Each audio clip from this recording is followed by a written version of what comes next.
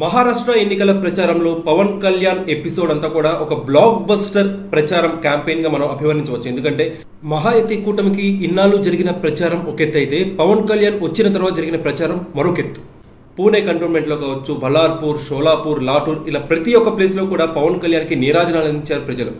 మన ఏపీ తెలంగాణలో ఎలా జనసందాహాన్ని అయితే చూస్తామో మహారాష్ట్రలో పవన్ కళ్యాణ్ కి ఆ స్థాయిలో జనం నీరాజనాలు అందించారు. పవన్ కళ్యాణ్ ప్రసంగాలు కూడా అంతే అగ్రెసివ్ గా సాగాయి. ముఖ్యంగా నార్త్ ఇండియన్స్ పవన్ కళ్యాణ్ ప్రసంగాల నుంచి ఏవైతే ఆశిస్తారో, పవన్ కళ్యాణ్ గత ప్రసంగాలు ఏవైతే సోషల్ మీడియాలో బాగా ట్రెండ్ అయ్యాయో ఆ స్టైల్లోనే ఆ స్థాయిలోనే అలాంటి అగ్రెసివ్ స్పీచ్లే పవన్ కళ్యాణ్ మహారాష్ట్రలో డెలివర్ చేయడం జరిగింది. అవన్నీ కూడా సోషల్ మీడియాలో ఎస్పెషల్లీ నార్త్ ఓటర్స్ మధ్య వాళ్ళ యొక్క వాట్సాప్ గ్రూప్లో కూడా బాగా వైరల్ అవుతున్నట్టు సమాచారం.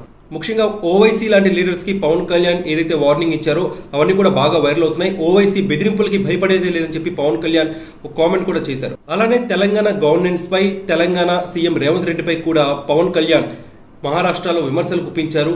ప్రతి నెల మహిళలకి ఇస్తామన్న ఆర్థిక భరోసా తెలంగాణ ప్రభుత్వం ఇవ్వడం లేదని, ఏ ఒక్క హామీ కూడా సరిగ్గా అమలు చేయడం లేదని చెప్పి పవన్ కళ్యాణ్ విమర్శలు గుప్పించారు. అయితే ఈ విమర్శలకి కాంగ్రెస్ వర్గాలు, తెలంగాణ కాంగ్రెస్ వర్గాలు బాగా హర్ట్ అయిపోయాయి, తీవ్రంగా పరిగణిస్తున్నాయి. పవన్ కళ్యాణ్ పై సోషల్ మీడియాలో కాస్త విమర్శలు చేస్తున్నాయి. మీరేమన్నా ఇచ్చిన హామీలు ఆంధ్రప్రదేశ్లో నెరవేరుస్తున్నారా? ఇంకా లేదు కదా, ప్రతి ఒక్కటి నెమ్మదిగా నెరవేరుస్తాం, ఏ ప్రభుత్వంకైనా సమయం పడుతుంది. సో పవన్ కళ్యాణ్ ఇలాంటి విమర్శలు చేయడం తగదు అని కాంగ్రెస్ వర్గాలు పవన్ కళ్యాణ్ కి ధీటుగా విమర్శలు గుప్పిస్తున్నాయి. సో ఓవరాల్ గా మహారాష్ట్రలో AP government versus Telangana government గా ఒక బిగ్ టర్న్ తీసుకున్నాయి పాలిటిక్స్. మీరందరూ చాలా మంది పక్కన తెలంగాణ నుంచి వచ్చారు.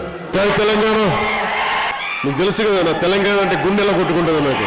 నాకు ఇష్టమైన పాట తెలుసు కదా, బండెలక బండి గట్టి 16 బండ్లు గట్టి ఏ బండిలో పోతావు కొడకు నైజాం సర్కరోడ.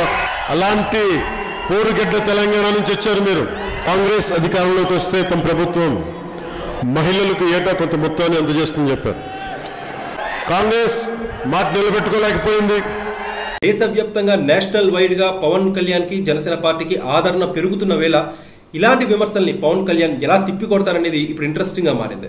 ఇక రేవంత్ రెడ్డి ఈ ఎన్నికల ప్రచారంలో తన గవర్నెన్స్ ని వెనకేసుకొచ్చారు. మోదీపై విమర్శలు గుప్పించారు. రేవంత్ రెడ్డి ఏమన్నారంటే, గుజరాత్ నుంచి ప్రధాని అదానీ ముంబైని దోచుకోవడానికి వస్తున్నారని ఆరోపించారు. బీజేపీ బందిపోటు ముఠాని తరిమి కొట్టాలని చెప్పి రేవంత్ రెడ్డి తన ప్రచారంలో పిలుపునిచ్చారు. సో మరి చూడాలి, ఇవాళ రేపేమైనా పవన్ కళ్యాణ్ విమర్శలపై రేవంత్ రెడ్డి ఏమన్నా బదులిస్తారో లేదో.